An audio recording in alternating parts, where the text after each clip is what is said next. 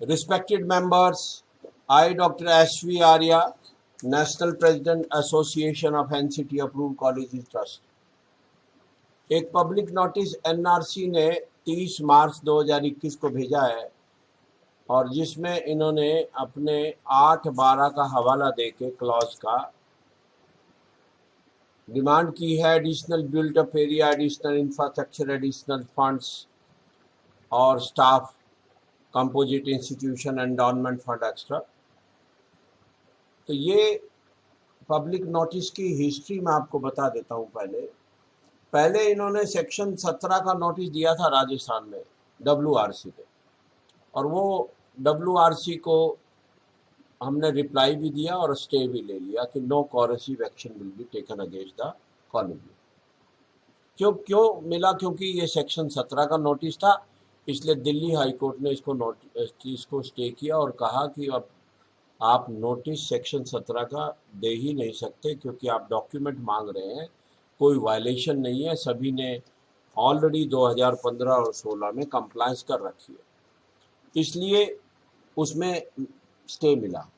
फिर इन्होंने यूपी में वही नोटिस दे दिया जिसमें कुछ चेंजेस कर दिया, तो फिर से हमने स्टे ले लिया दिल्ली हाई कोर्ट में और एनसीटी से मिले भी, ओम बिरला से भी मिले जो कि लोकसभा अध्यक्ष हैं, और उन्होंने एनसीटी MHRD को फ़ोन किया, फिर एनसीटी से के अध्यक्ष से मिले, हेडक्वार्टर के विनय जोशी से, और उसके बाद वो फ़ोन फाइनल हुआ कि अब ये नोटिस नहीं भेजे जाएंगे और इस पर कार्रवाई नहीं होगी। उधर से स्टे भी मिल गया।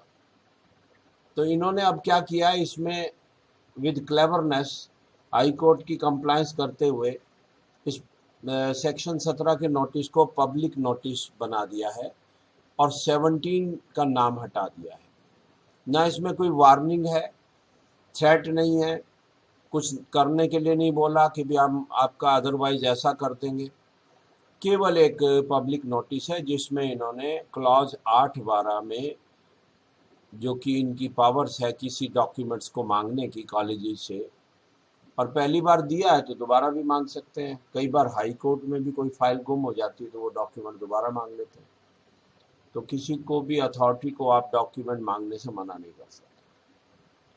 तो इसलिए अब ये मैंने बहुत डिटेल अपने एडवोकेट से, एनेक्ट के एडवोकेट से बात की है, एग्जीक्यूटिव मेंबर से, एनेक्ट के सेंट्रल कमेटी के मेंबर से भी डिस्कस हुआ है, और मेरे पास 200 के लगभग कॉलेज साथियों के भी फ़ोन आए हैं। उन सब से डिस्कशन के बाद ये निष्कर्ष निकला है कि अब इसमें फ़िलहाल अपन कोर्ट में स्टे नहीं ले सकते और ना ही कोर्ट में जा पाएंगे। तो इसका रिप्लाई तो देना होगा, और रिप्लाई में आपको केवल इतना करना है कि जिन्होंने 2015 में और 16 में स्टाफ आदि की कंप्लायंस करनी थी, FDR और बिल्ट-अप एरिया की कंप्लायंस दोबारा से 2016 में भी की है, 15 में क्योंकि लास्ट डेट बढ़ा दी गई थी 31/10/2015 से, स्टाफ आदि का टाइम अलग से दे दिया था मई तक का, 31 मई 2016 तक का।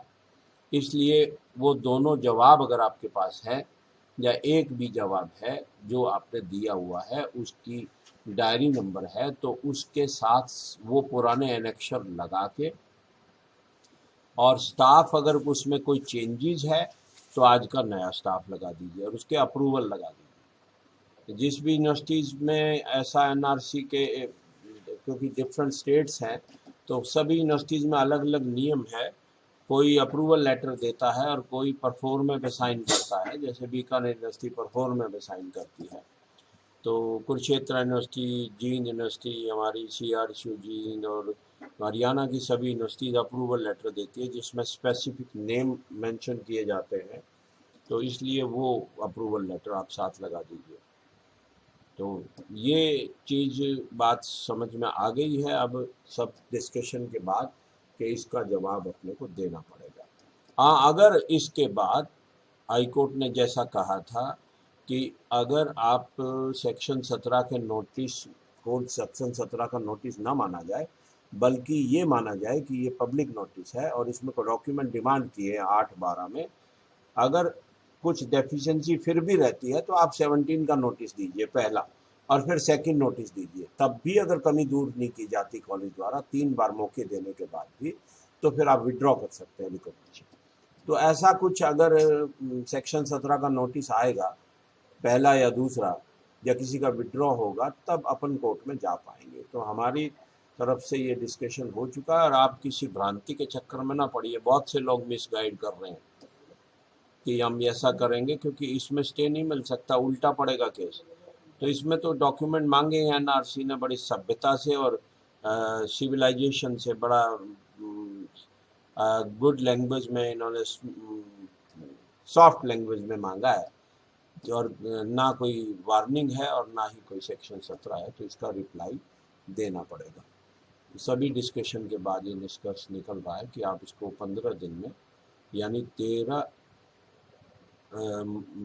अप्रैल से पहले इसको वहाँ एनआरसी के ऑफिस में जमा करा दें। Thank you.